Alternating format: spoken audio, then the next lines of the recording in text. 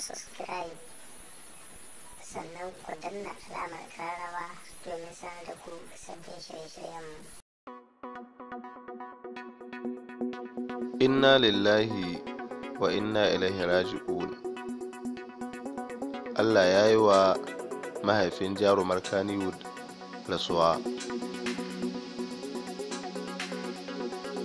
A daren jiya ne muka samu labarin cewa Allah ya yi wa mahaifin jarumar Kannywood Asma'u Sani rasuwa, kamar yadda jaridar Fim Magazine ta wallafa a shafinta na Instagram.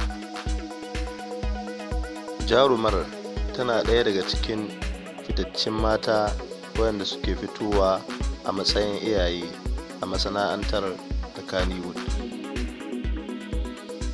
A 'yan kwanakin nan, jaruman Kannywood sun rasa mahaifansu da dama, tun daga mawaƙi Ali Jita da ya rasa mahaifinsa a kwanan nan, sai kuma jarumi Ibrahim Mai Shinku.